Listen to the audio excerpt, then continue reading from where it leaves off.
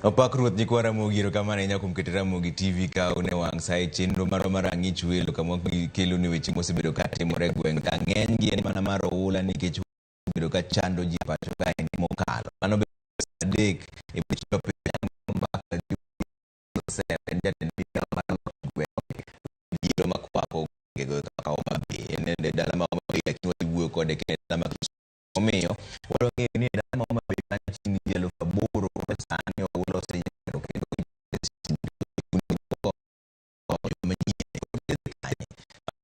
go gi Grace Osewe jatend migawo mar loch gwenge Homabay mano sa adek to sani obro go mbaka mopogore mondo wang'isi gima osebedo ka timore pacho kae. Wan ka gi Belinda Dhiambo nyar game mane jaloko maro ibedo hero winjo pachi 2-3-6-0 e kaka inyalo yudo wan to nyinga kaka pile en Trevor Ombija jandingo panga do nyakach jandingo Ombija taya nyakwar guo kocha pesa wagi weche manyien ma wan go. Ziba mayudo no ochak manye sotiko ma jofwenyo ni ng'ato thayodno bano lor kaka nyali awone ne onge midhiero mar oula omedo keto ngima jopiny kama tek kaka wuono ji ok tin ne aparo to kar dak ma Mathare ka gwenge mamoko bende oula medo hinyo oganda.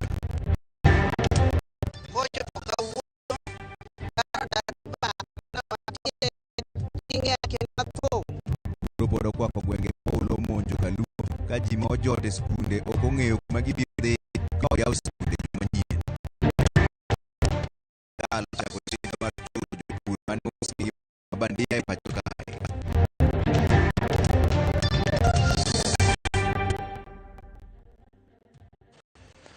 Ero kamana ahinya kuom keto Ramogi TV kane ji aparo yangi ni owito ngimagi kaluwore gi oula makawuono ne okwako kar dak ma Mathare Nairobi kaendi. Oulano ma okelo gi koth ma nyochwe e boma ma Nairobi kaendi nyoro okelo kethruok mar mwandu bende ka ji mamoko to pod imanyo nyaka sani. Jafwambo mar Walter Nyambaga miyo walere wi chal mar oulano ma okelo luoro ne jopiny ma Nairobi kod alwora mage. En koth mokelo lal malach e kaunti ma lit ne nyuka mudhuro nyaka sa bilo tango ni ma otile ji par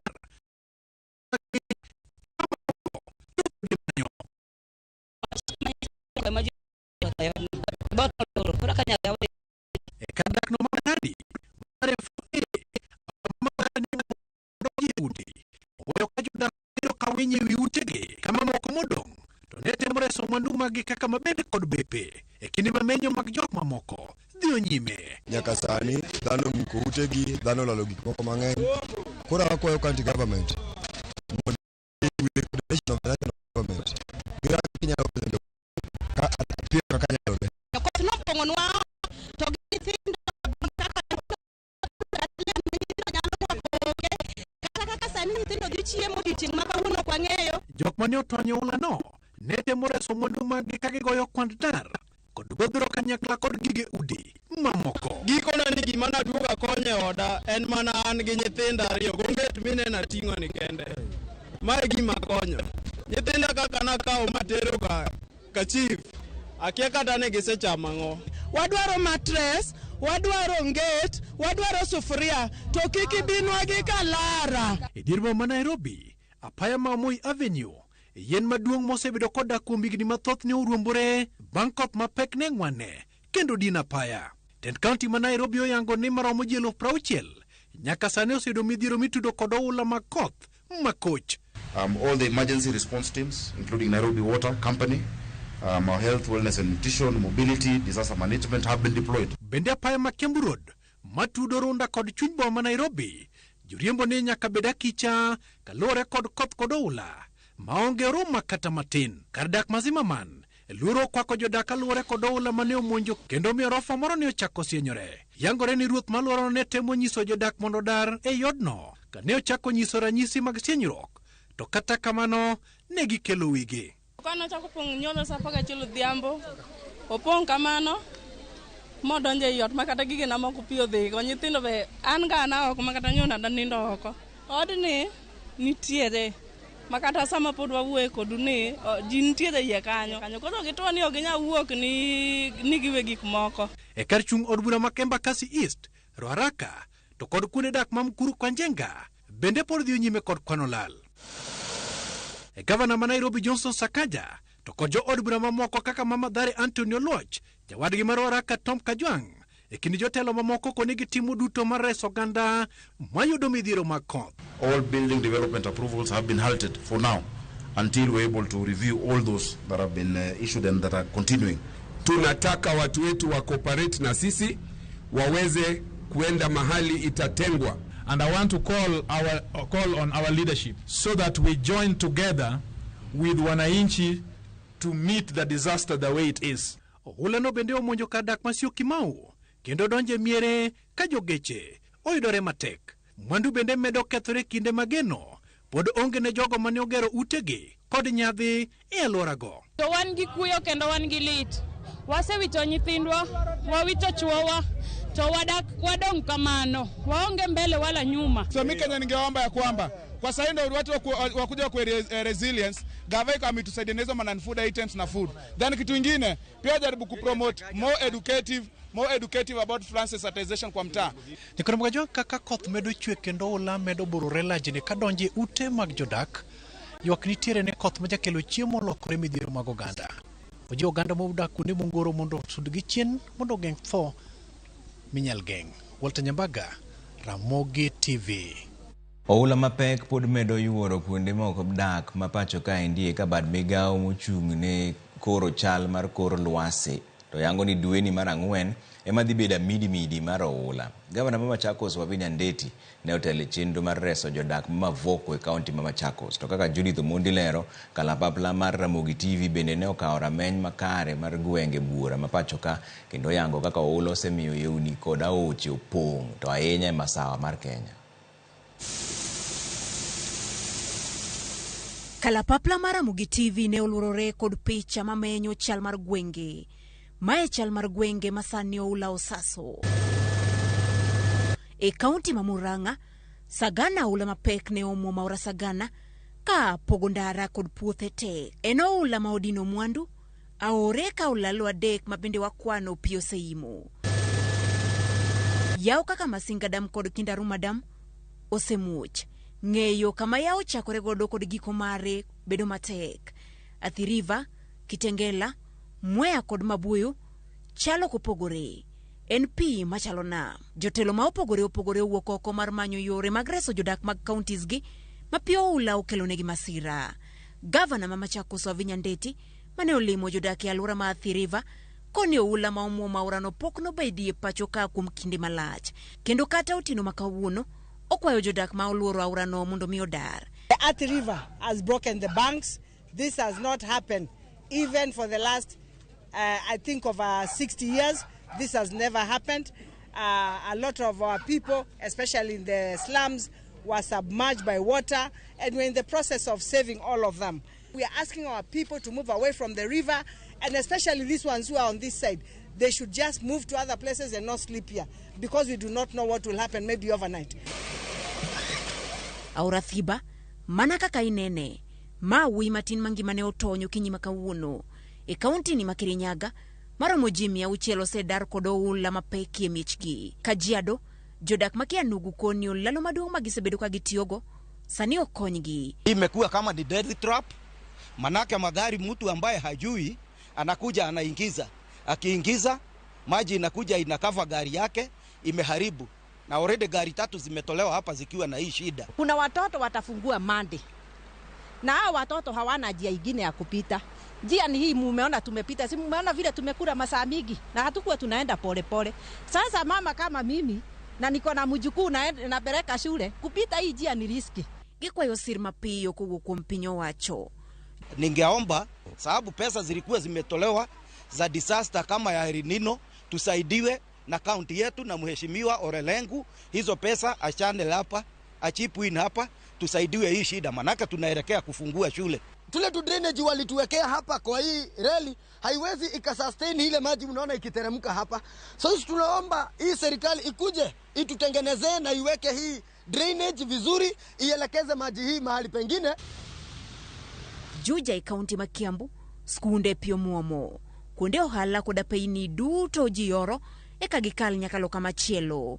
Edweni marang'wen, koth mapek mapod goyo pachoka, bad migao ma ochung' ne koro chal mar kor lwasi, koni dhi bedo ya midi kendo kwa ji mondo beda kicha. Judith Omondi, Ramogi TV. Familia Buore gwenge ma Oula thoro chando e kar chung' od bura ma Karachuonyo e kaunti ma Homa Bay medo dare miechgi kaluwore gi koth mapek madhi nyime gi chwe seche mowuoyeni. Kwan familia mathoth masani ojote skunde moketi kaka kuonde reso joma Oula dare miechgi bende nyalo biro rocho chenro mag somo e skunde go juma manyien. Ali Abich nigi ler mar wach ni kwa Homa Bay. Maen chal mar klese skund primar mosodo e kar chud bura ma Karachuonyo. Klese gi olokore kar jot manyien ne familia moingo 400 mapio Oula udare miechgi e gwenge mag Kobala. Oganda gi piny ochamo kod nyithindgi kalure gi pek magineno e kambi kama koro ge jotene. Ka familia mathoth bende medo dare mieregi kalure kod koth madhi nyime kod chwe pacho ka. Wadak e skul ka, to wadak ji mang'eny. Kochopo kawuono dhano dar dabal kamana wantiere ji ng'eny kendo wathung'. Koro wakwa sirikal ong'i kaka nyalo konyowa mondo wapogre klas. To klas kama wantiere juma manyien wadong' ndalo matin ya sikul. Kaka wadhi timo gi nyithindo onge. Chuno wadhi bede pap to gimwaged go be onge pap kanyo. Gorogoro mana nika mano miwa na wasole pite waneno. Athagora kama chungani na riyo kech. E kambi kama koro ge jotene giwago kech koro tuoche mage wacho ne mogi kod nyithindegi ka gikwayo migepe ma opogore mondo yo megi attends magi nyalo tiyo ge paus skunde ne nikech kilese go jopuonjre biro tiyo go juma manyien ka yaw skunde pacho ka. Iga ka iga wasethagore ka morom. Wabiro sodo ka to kony mimiyo wa ok nyal konyowa. Koro gima duong' mwadwaro gernwa gima nyalo geng'o pigni. Nikech gik mikelo kagi ten ji ohewo ji lara mamon madongo ka wan kama to koro ok wayudi. Kaka pi medo pong' aneno ka samoro namba nyalo medo moingo kanyo. Tabu manyalo bet kech skul idwa yaw achiel classes go idhi tigo ke skul nyaka yaw on the 29th. Koro sama yaweno en ni nyaka jogi high school kacho kama ginyalo dhi onge. My appeal to those who can help us, especially the Kenya Red Cross and other players, kabeto gikonyo agitens. Bedo mar familia gi klese mantie skuni kuom jumbe ariyo sani luro nitie ni biro rocho chenro mag somo e skunde ne poni ok omanyore menyalo konygi go.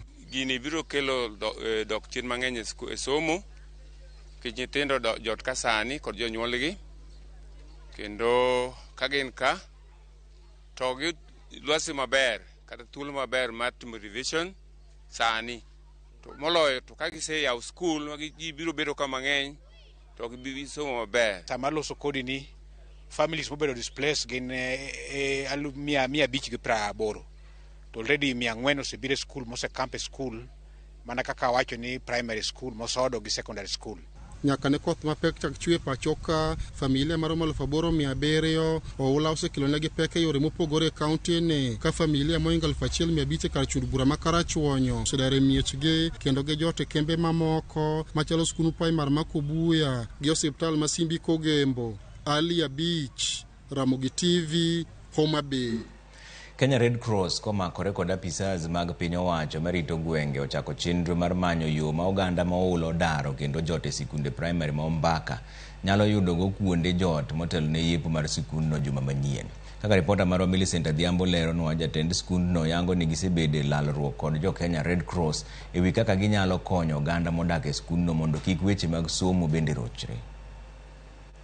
E skund primary ma Ombaka mayudore Kakola e sub county Manyando.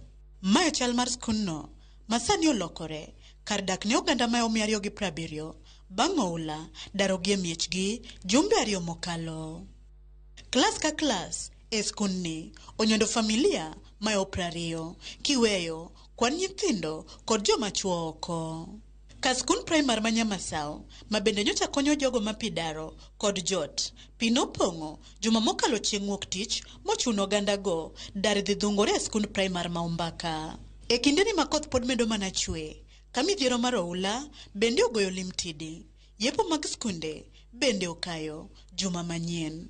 Midhiero koro gore rude ne familia go ma skul ma Ombaka okonyo korgi kod klese magijotie giparore kuonde magibiro dhiye koyepi. Ka nyithindo biro donjo skul ka to onge kaka wanyalo timo. Skul ji mantie oingo Bate komane sirkal nogero no okawan duto to kwanyal bede waduto wate waingo kanyo. Kalore kod jatend skul ma Umbaka David Ochieng oyango ikruok makare masani gidhigo nyime mar neno ni weche somo kod ngima oganda go mapio daro okorochore. Wach mani osir kod ruoth makono Jacob Omudi.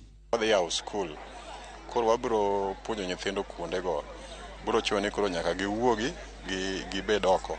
Koro kapo ni miechegi pod nigi pi to asewuoyo gi chief, owuoyo gi jo Red Cross ka ginyalo miyogi hema mondo gidag oko e pap koni mondo giwe classrooms mondo nyithindo osome. Jogo go mantie evacuation center biro dong' evacuation center.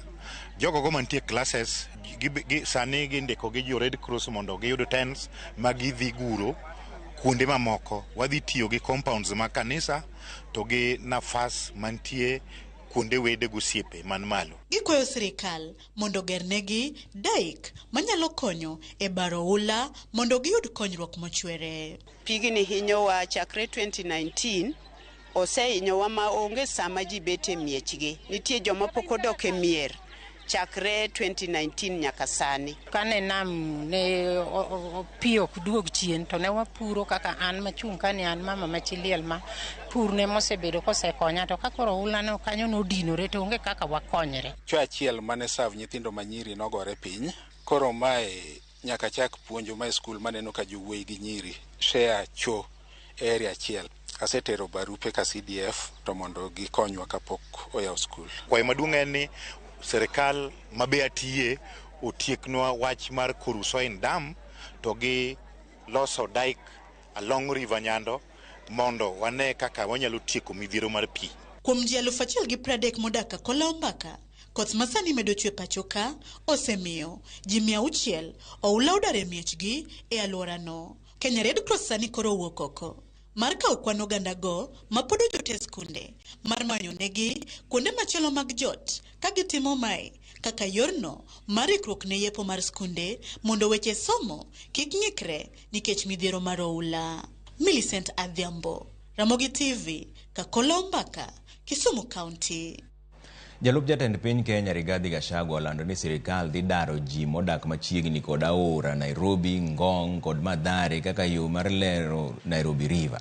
Ka ne olosi kinde romo mane okelo kanyakla jokanyo mar duol mochung' ne lero aora ma Nairobi River, Gachagua yango ni gima koro dong' sani en chopo e winjruok kod joma nonyiewo lope makamago e wi chudo motelo ne dar margi. Gachagua medo lero ni bang' daro ji modak machiegni kod aoche makamago, chenro mar lero kendo bero Nairobi River dhi chakore ayanga. Several estates are flooded as the limited drainage infrastructure is overstretched. It is even worse in areas where there is no infrastructure. Lives have been turned upside down. This calls for joint action to avert further negative impacts.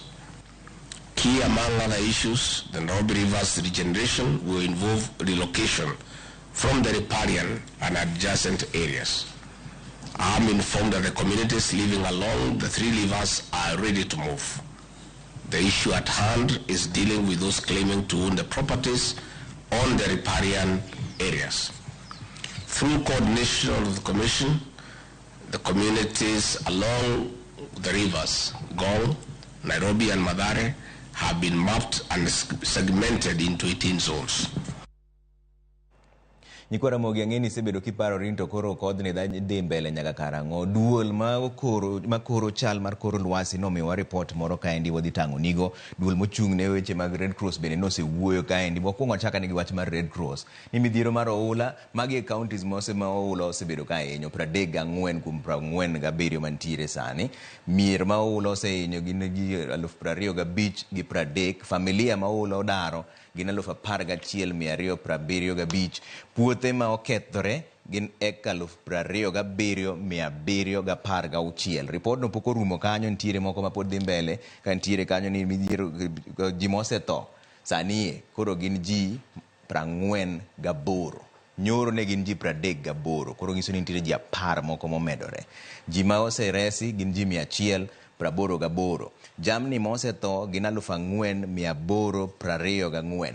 Report machielo makoro ne wuok e duol makoro chal mar kor lwasi chakre tarik 25 mo en chakre kiny nyaka tarik 29 nyiso ni koth mapek pod dhi chwe e gwenge mathoth. Gweng ma igeno koth mang'eny gin kaka magi: alwora mar Nam Lolwe, mano Homa Bay, Migori, Siaya, Kisumu, Rift Valley be pod nitiere gi koth. Report no pod ok orumo kanyo, nitiere kuonde moko be mantiere gi koth ma ikoro chakre tarik 25 nyaka 29. Ugwe mar Kenya, alwora mar Nam Chumbi, Imbo mar Kenya, Nyandwat mar Kenya kod Nairobi bende, mano e kama koth pod bro medore. But nitiere kendo puonjruok mo nyaka kendo wakelni giminyalo timo seche makoro koth nitiere mang'eny, oula bende nitiere. Ma endi puonj mokel gi duol mar Red Cross.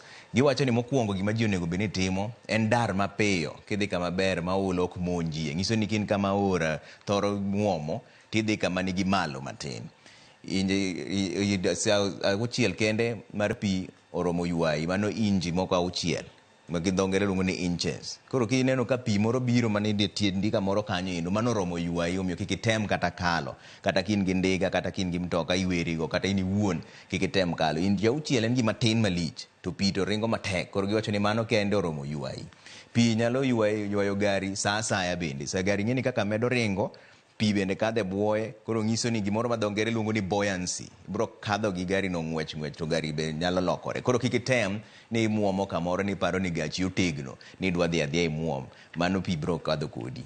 Ti gi loth bende e temo tut mar kama pi ogudore. Kineno ka pi moro nitiere asekone ni inji auchiel nyalo kawi. Koro kin gi loth moro timulo kama ing'iyo ka be pigno kokadho inji auchiel, kik item. Puonj no pok orumo gi kanyo, wadhi mbele mondo wang'isi puonj machielo mabe kendo gikelo kanyo ni nek sitima ka oulo donje ot. Nikech gima timore dho ngere luongo ni shock. Stima nyalo goyi shock ka pi odonjo kanyo. Kineno ka pi wuok kata gi socket kata wuok gi malo e wi ceiling board, sitima eme kuongi loro. Kik ichung' riembo gari e wang' oula. Ineno seche miriembo no ka koro koth omaki, koro kik ichung' kanyo nikech pi be nyalo dhi gi mtoka no. Tangi weyni stima ka koth chwe, mago weyni stima ma samoro nitiere moko ma dho ngere luongo ni live wire. Stima samoro yien moro ogore sitima olwar, tineno ka waya moro nitiere kanyo, kik idhi kata e alwora no. Stima waya no be werigo, kik item kata mulo. Kik iriemb gari ewi daraja ma pi opong', mano aseng'isi ni gari pi nyalo dhi godo. Ka daraja opong', kik iriemb kanyo. Go namba mar 1199 ka yudo masira. Mano kaka Red Cross wacho ni ka masira moro ineno kamoro ma ji pok obire, to mano e namba migoyo jokama. Koro aseng'e maber ni chenro mar tarik 25 nyaka 29 koth pod dhi chwe kuonde mopogore opogore. Kik item muomo aora, kik item riembe aora. To ka pi odonjo ni ot, gimikwongo timo mokwongo en loro sitima. Kamano wadhi e yo moro machuok, waduogo to pod weche manyien mabro kelo iri ka, omiyo kik idhi mabor ahinya.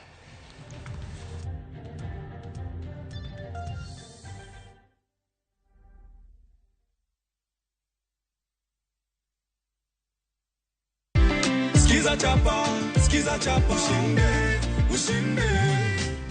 Jamani, watu wa Kakamega wanajua kama umepata pesa za kupanda? Wanajua. Sababu nilikuwa nimewaambia, nilikuwa nimeeneza habari, waambia kwamba skiza chapa ndio kusema. Ama kweli hatuwezi tukaandika kwa mata ilhali tuna wino, cheki yake ndio hii hapa. Heko sana ndugu yangu. Asante sana. Asante sana. Nashukuru sana. Bado kuna zawadi nyingine, si ndio? Kuna zawadi nyingine. Asante. Skiza chapa, ushinde.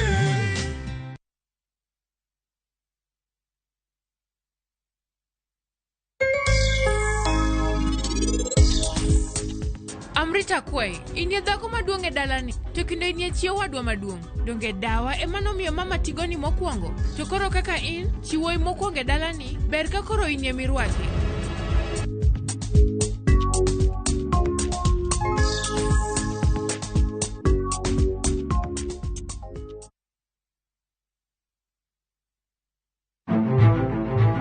Ikri ne wuoth mar dhialo teko kod lony mar joma mine e Kenya mangima.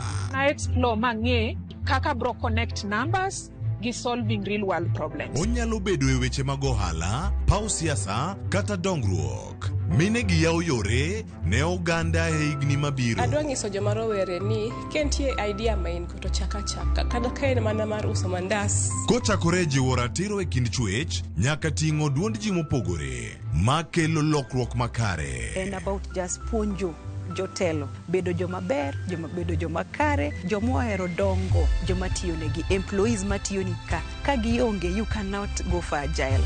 Mine wacho ngeso ka ngeso kod jailieta.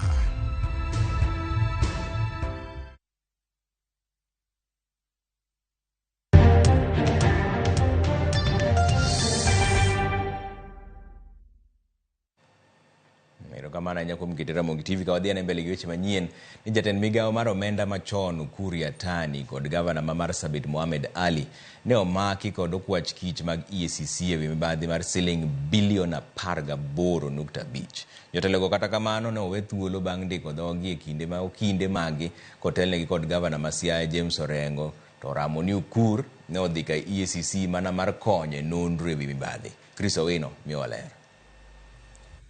Jatend migawo machon mar omenda Ukur Yatani kod gavana mar kaunti ma Marsabit Mohamed Ali ne omako dokwach kich mag duol mochung'ne kedo gi mibadhi e pacho kae EACC ewi mibadhi mar omenda maromo bilion 8.5.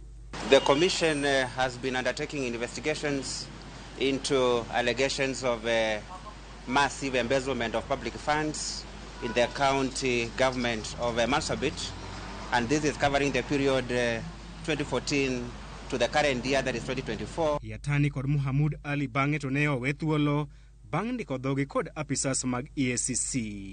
9 suspects, including the 2 governors, that is former and current, were arrested and brought to Integrity Center, while others were taken to the commission offices in Isiolo, where they have recorded statements and given a conditional release to return to the commission after 1 week to continue clarifying the issues that are pending before the files are forwarded to the next stage, and that is the office of the Director of Public Prosecutions. Motelo ne mano, okwach kich mag EACC ne omonjo dala Yatani kod Ali, monj mane omiyo EACC oyudo neno malong'o ewi weche mag mibadhi mitudogo jotelo ariyogo, kaluwore kod jachiw wach mar EACC Eric Ngumbi. Ngumbi lero ni monj makamano ne otim bang' doho miyogi thuolo mar timo nonro e dala jotelo machon kod masani mag kaunti ma Marsabit. And as a result of the operations, EACC has been able to obtain valuable evidence that will support and advance the ongoing investigation. Ne olero ni jotelo go bang'e owe thuolo bang' ndiko dhogi kendo gibiro duogo e log tich mar EACC e juma manyien mar duoko penjo. Kata kamano, okinde Yatani kotelnego kod gavana ma Siaya James Orengo okwedo weche makamago kagiwacho ni Yatani ne okomak to ne odhi mar konyo EACC timo nonro. What is it turned out to be that he has come here to assist with the investigations in relation to certain aspects of those investigations. And to that effect, a very brief statement has been recorded. For information to come out that Waziri here has been arrested when he has actually not been arrested. He has just been invited to assist with the investigation. It makes any Kenyan who would want to assist EACC with investigation to fear that as long as you are seen within the precincts of EACC, you are an arrestee. Anyone coming to assist this commission should do so voluntarily to support the investigation. He should not be treated like a thief. And the real thieves out there, the thieves who have stolen from Kenyan farmers, the fake fertilizer thieves, those are the people who should be arrested. Those are the people who should be here. I have nothing to hide from. I will always cooperate with our officers here. Let them do diligent work. They have no cause to worry. They must not be dramatic the way they did in the morning. EACC wacho nonro margi osebedo kadhi nyime chakre higa mar 2014. Chris Owino, Ramogi TV.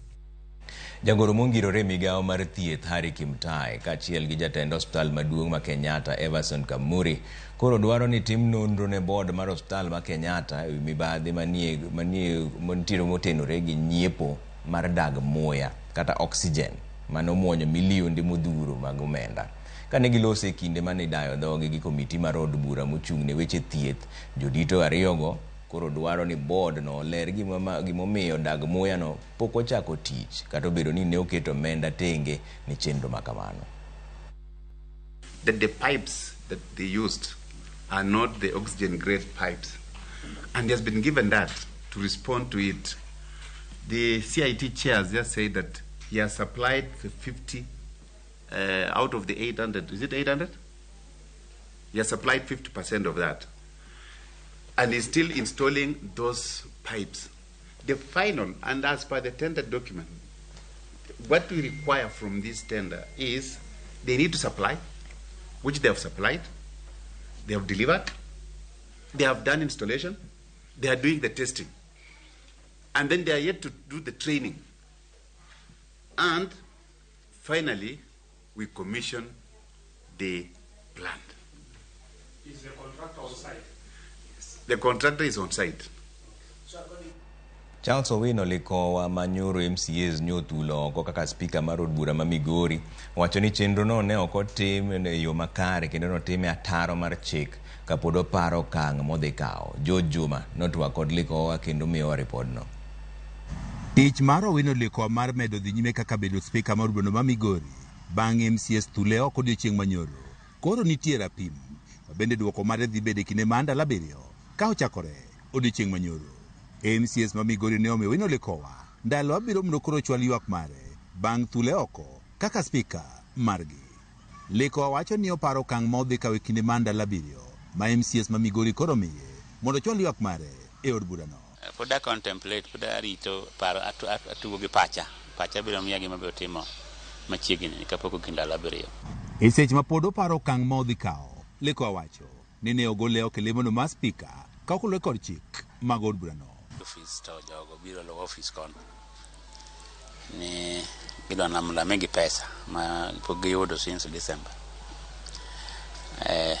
Ka explain gini pesa mimiyo uting'e ni an ok achiw kase sign kodhi kosechiwe to dhi ka COB ema kele pok ni waseoro to pok obiro. Petition no nonego be ni miyo clerk kaito clerk ore House Business Committee kaito ikete order paper mana no kotimore. Okwedo weche mane owach kod MCA ni ne ogole nikech ok oti makare kod omenda mar od burano kendo ok osebiro ka otayo od burano e yono makare. To ka oket pesa e budget koro jo budget ge mang'e kaka otiyo kode an dang'e nade speaker ding'e nade ok follow every budgeted votes I don't follow ok ang'iga ok en tija be mar ng'e. Thulo oko Likowa okelo paro mopogore opogore ka okumo oganda e kaunti ma Migori. Speaker golo speaker Migori ka ok en maendeleo mora mora, en mana kitamuri mi MCA contract tigoli kata kokichulo masangwenya mag kaunti tigoli.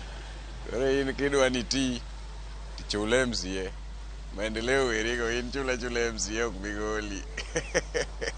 Atkopo ni mago e allegations mano ket kuom speaker ni speaker mane tamo development biro ne jopiny kogole to wan waneno kaka jopiny ni onge shida mora mora. Moko mjodak e kaunti ma Migori wacho ni gombo margi en ni maino ma MCAs tiyo godo thulo oko speaker bende makoro nego bed maino magitiyo godo e chwalo dongruok ne oganda. Koro bago wan kaka jopiny ni kiny ka kiny assembly, kiny ka kiny assembly, kiny ka kiny assembly. To effort magigo godo koko assembly ne ok wawache ni impeachment rach kopo ni gimoro timore marach, but wadwaro ni effort magikete assembly seche magi impeach ng'ato do gikete effort ni bende e kelonwa development wan kaka jopiny mondo mi chieng' moro be ka ilando counties mokawo namba 1 in terms of development to wayude ka Migori e namba 1. In assembly giketo mana kar lweny made gini ginyaketonwa kar tich ma jopiny yudo maendeleo gino ne ber. Jopiny bende wacho ni gombo margi en ni kwe obedi od burani ma Migori ka gimedo ni ok gimoni kinde ka kinde od burani ma Migori osebedo mano mantie kod ywaruok. compare kata mana migochwa kaendi gi counties mamoko, iyudo ka Migori kaendi koko osebedo mang'eny sana. Koro ok wang'eyo ni to en mana ena personal interests moko ema bedo koso gi wuoyo kata gitimo gigegi in accordingly or in accordance with the law. Wan wadwa ni kata KMCA dwa ng'atgi giketi, ok ni omigi speaker kaya malo. Gin ema giyier ng'atgi ma ginya tiyogo. Bang' thulo oko Likowa, MCS ma Migori ne oyiero jalup spika mar od Brano Matthews Chacha kaka spika ma Kojolo. Ka koro sani giwacho ni igeno neno lokruok e od burano. George Juma, Ramogi TV, Migori.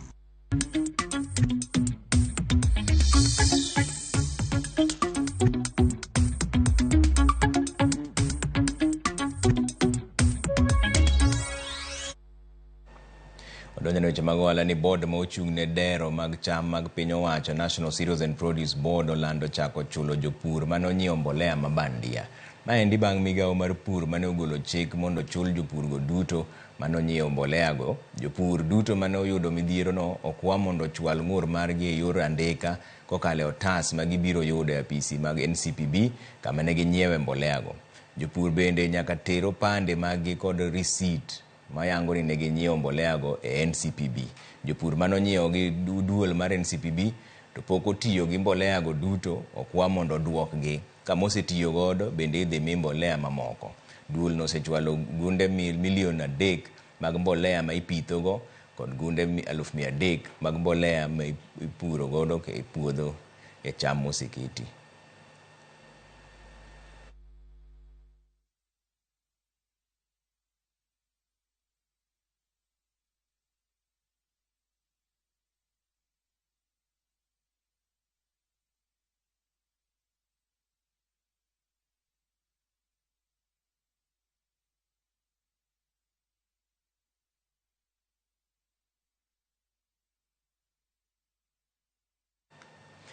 Emma Odongo kod Elizabeth Sieni oloyo omenda maromo 50,000 kod mich mamoko e tugo mag Sikiza Chapa.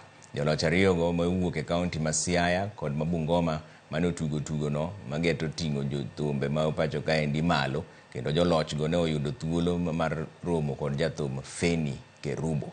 Mondo ibed jaloch e tugoni mar Sikiza tunes mang'eny kaka nyalore mar miyo points mag Sikiza.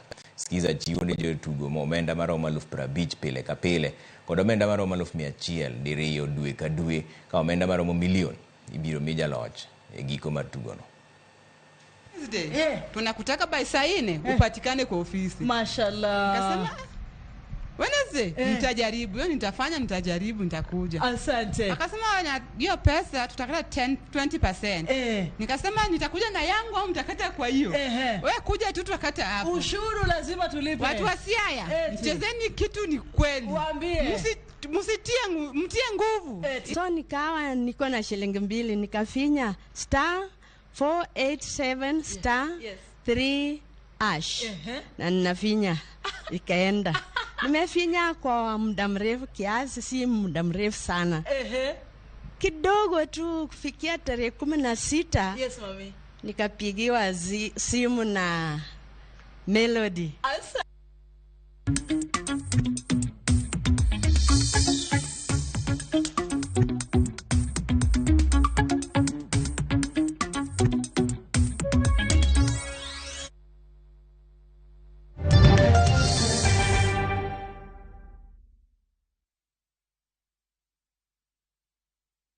Asewacho ni nyathini toko winja. To sani oseguro tiende dalani. Nena winjo wacho. In a world where faith, Yesu Kristo malamoni, fear, ang'oma timre, sacrifice, and the complexities of father-son relationship collide. The son must choose his path and his own legacy.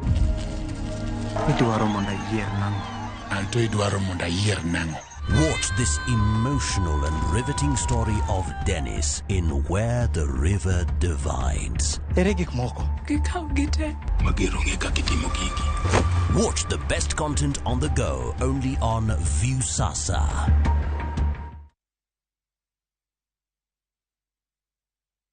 When your kids learn to be independent, you're giving them a great start.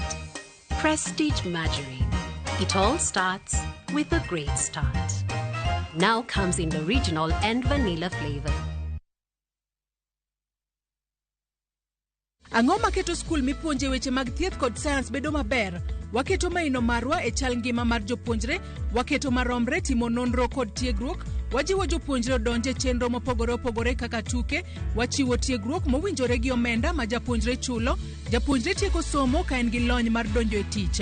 Omiyo chop Imperial College of Medical and Health Sciences kama kepo mar dwe mar abich dhi nyime. Welcome to Imperial College of Medical and Health Sciences.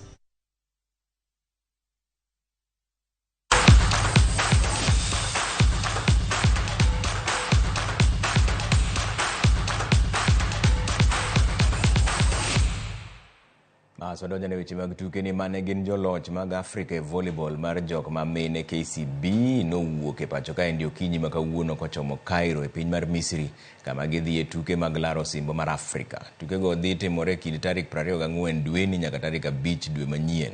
KCB noloyo osimbo no mogik e higa mar 2022 gi set 3-1 mane giloyo go Al Ahly ma Egypt e final. Duogo mar Sharon Chumba e timno omedo gi mijingo mokalo gi kinde ni tim mar jok machuo to noduogo kowuok Cairo kane gikawo thuolo mar 3 e tuke mag Afrika. Within Mungu akitujalia itapepea pale uwanja wa ndege tukirudi kwa sababu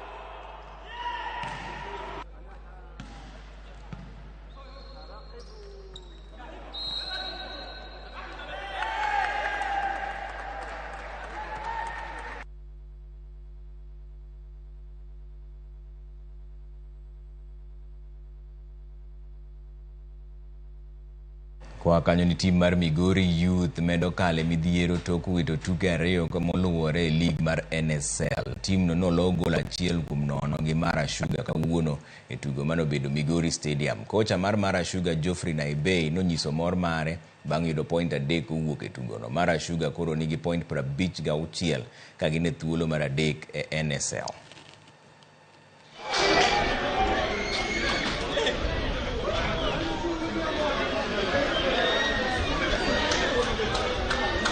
Tunashukuru Mungu kwa game ya leo. At least atupatia hiyo nguvu ya kupambana. Haijakuwa game rahisi, but tunashukuru juu tumemanage kupata maximum points.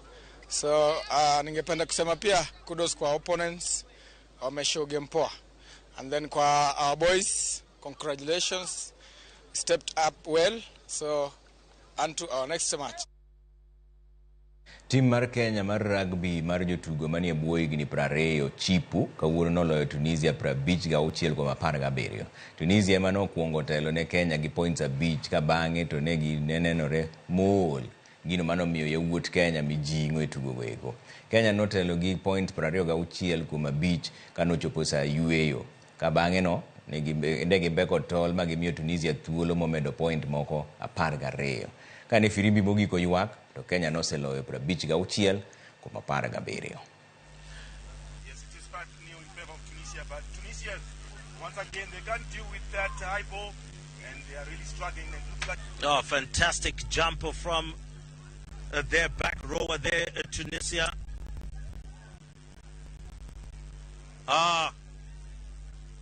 Misaoui doing a good job. But Recep looking at a jersey number 16 for Tunisia. But that was a beautiful pass. I mean, under normal circumstances, he could have caught that ball, but I do go. That stretches the Kenyan lead to 49 points to 17. The Tunisians are surely...